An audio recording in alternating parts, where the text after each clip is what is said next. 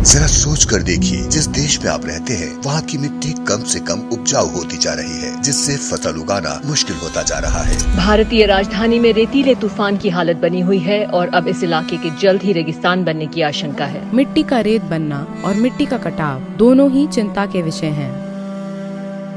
मिट्टी ही वो जगह है जो अनगिनत जीवों का घर है। उन पनपते जीवों के कारण ही मिट्टी में सब कुछ पैदा होता है।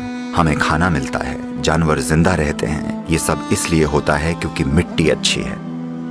जब मिट्टी अच्छी नहीं रह जाएगी, यानी कई मायनों में आपने दुनिया को बर्बाद कर दिया है। पर असल मुद्दा मिट्टी है। संयुक्त राष्ट्र की एजेंसियों के पास पर्याप्त वैज्ञानिक सबूत हैं। वो ये साफ कह रहे हैं कि हमारी जमीन पर 80 से 100 फसलों के लिए ही खेती की मिट्टी बची है। यानी हमारी खेती करने के लायक जमीन 45 से 60 सालों तक ही बचेगी। वो इसे मिट्टी का विनाश या अंत कह रहे हैं। आपने डायनासोर या डोडो के विनाश के बारे में सुना होगा, पर अब हम मिट्टी के विनाश की बातें कर रहे हैं। असली समस्या मिट्टी का गायब होना है, क्योंकि पिछले 30 सालों में 80% बायोमास कीड़े धरती से गायब हो गए हैं। 80%। ये आत्महत्या है।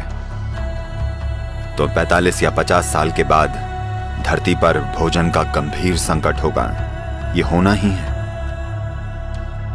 जब भोजन का संकट आएगा तो जिसके पास सबसे बड़ी बंदूकें होंगी वो आकर भोजन ले जाएगा। और दुनिया भर में लोगों के लिए हम जो दुख और दर्द पैदा करेंगे उसकी कल्पना करना भी मुश्किल है।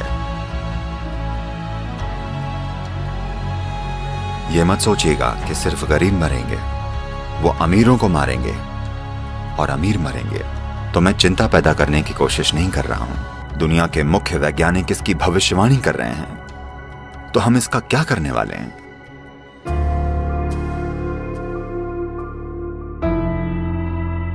मिट्टी क्यों जा रही है, कहां जा रही है?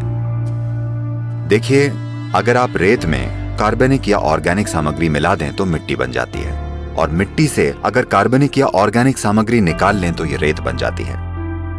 अगर आप वर्षा वन में जाएं तो मिट्टी में जैविक सामग्री का स्तर 70% से ज्यादा होगा।